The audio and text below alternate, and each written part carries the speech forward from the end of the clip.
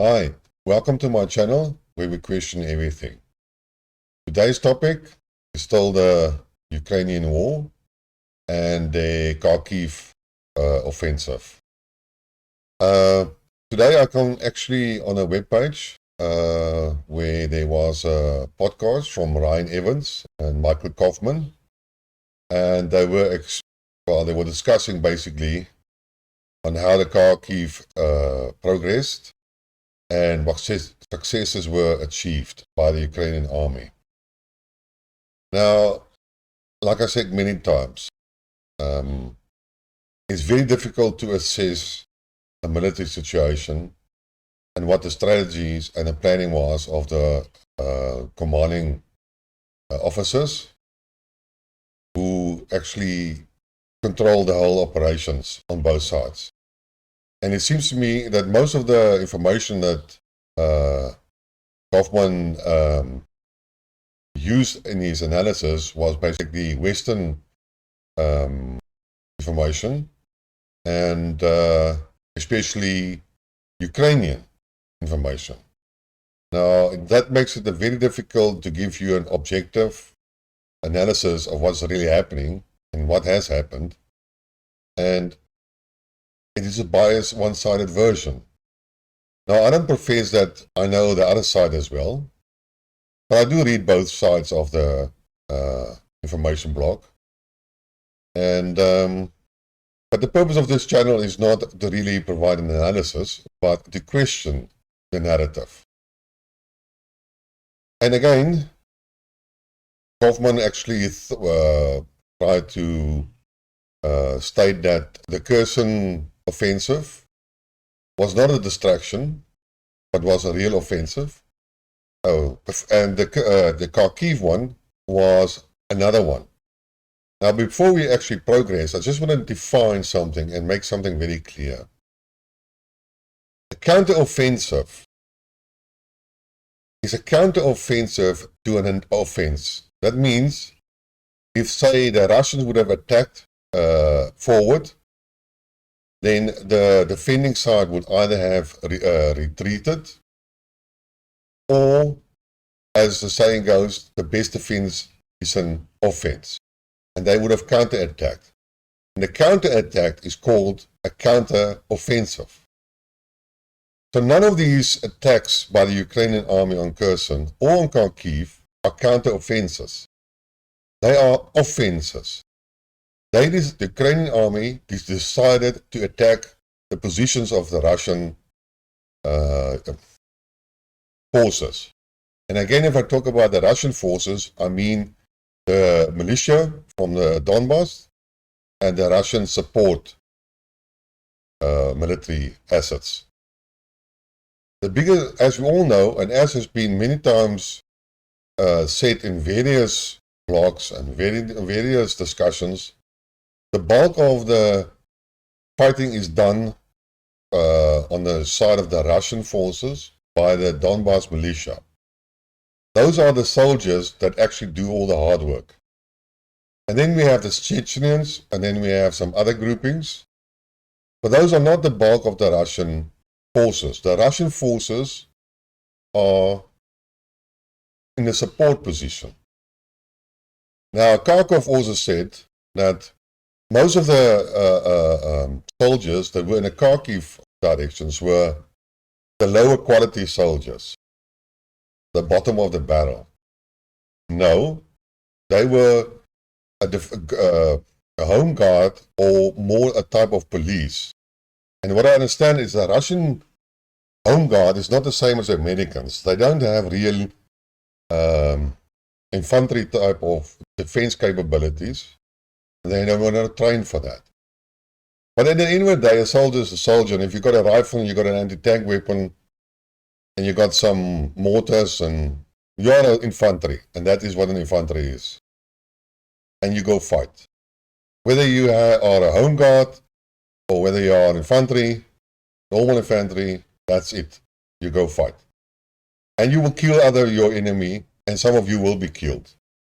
And you will have the same basic techniques that you have been trained with So it's very difficult to say, or it's very unreasonable to say that these people were not really capable of fighting. And they're also not at the bottom of the barrel, because soldiers are soldiers. Infantry is infantry. And they have all the same basic trainings. The one would be more experienced than the other one, but that cannot be said from the Russian units. Firstly, they are all professional soldiers, so they've all been trained significantly, and they have all had experience, because there were some offensive actions by the Russian military in the Kharkhiv direction in the early stage of the special military operation. So that would be a very false classification. And then also the militia of the Donbass have been fighting for the last 8 years. And they actually repelled 2 major attacks by the Ukrainian army in 2014 and 2015. And they were in continuous skirmishes with the Ukrainians during the 8 years. So they are also not unexperienced. And, all right, so that's the one side. On the other side, in order to do the attack or the offense by the Ukrainian army, they used some of their best soldiers and also the foreign mercenaries. So the group that attacked were supposed to be of high quality. And when they attacked, they received no resistance. Now, that is not a big achievement. Because if you don't fight somebody, if you cannot see him, you don't fight him, then what battle did you win? You didn't win any battle. You just marched forward. And you were given the prize without working for it.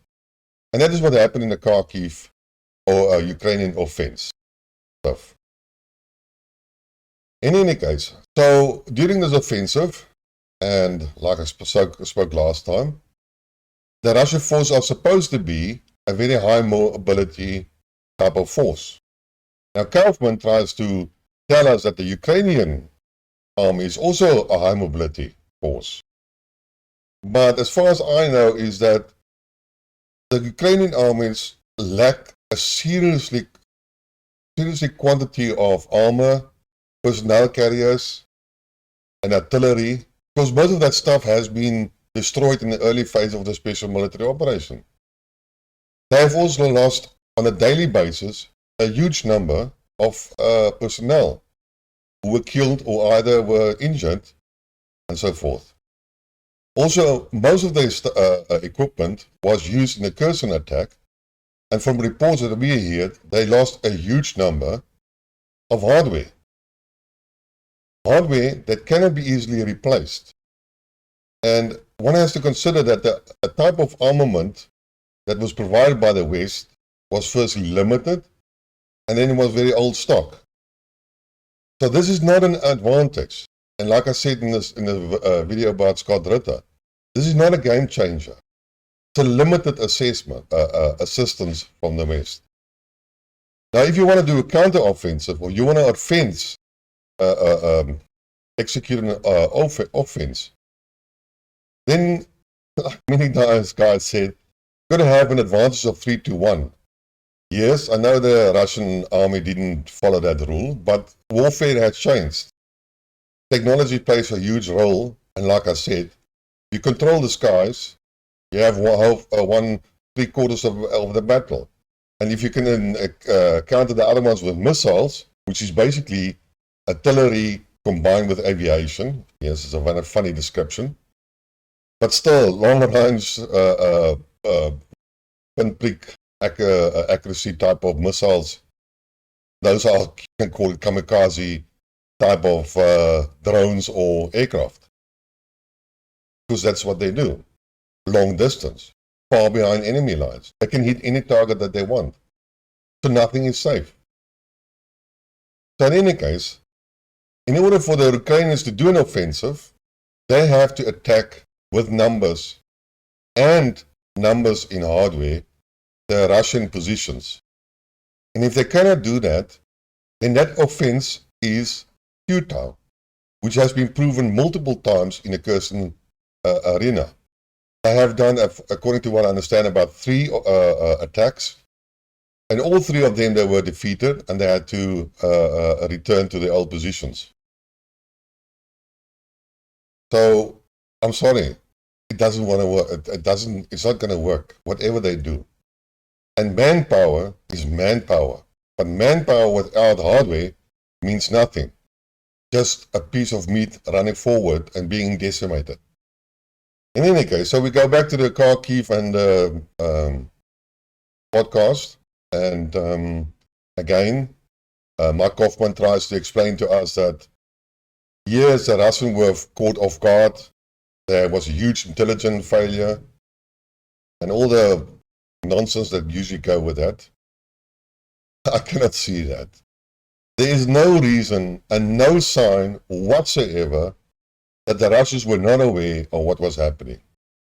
According to what I understand is that the Russians already 4 days before the attack started to evacuate their positions. And that the positions that the evacuation process was basically an orderly retreat. Now, if it's an orderly retreat, then you knew it was coming. And you planned for it. And you executed that plan successfully. And they move up to a certain point, which they thought is going to be the next defensive line. And I tell you straightforward, that is where the Ukrainian offense will be stopped. It won't go 1 inch further.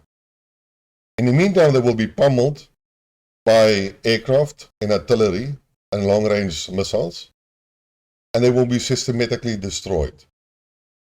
As well, not only manpower, but as well the hardware. And then the question arises, can Ukraine afford to lose that hardware? And the answer will be definitely no. Without hardware, that's it. In any case, again, Kofman says that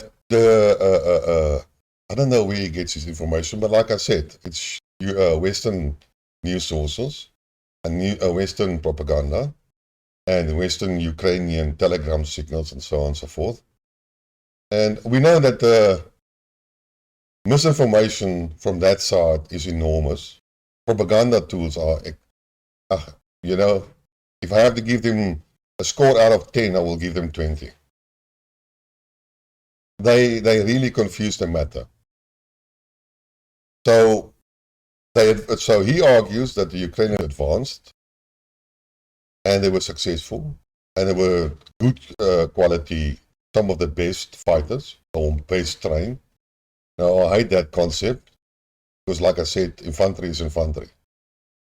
And if you storm a certain line and you storm with 20 men or 30 men, platoon in my case, then you will lose a certain amount of people. Doesn't matter how good you are. There's no Rambo and there's no Hollywood. Bullets fly and bullets kill people. Actually, there were some videos about some mercenaries, 2 mercenaries that were actually killed. The one had a GoPro camera on his head. And the video stopped when he was finally shot and died. With his face down in the mud. So people die. And it's terrible. And I don't want to see any people die. But again, it's a biased version by Kofman. And he has a lot of hope. And he has a lot of thinking that this is the end of the Russians. But at the end of the day, it's a numbers game.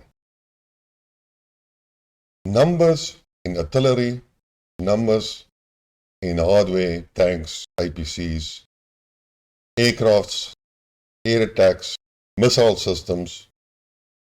And he again calls the influence of the HIMARS on the battlefield. I just want to put it to somebody, to put it in context.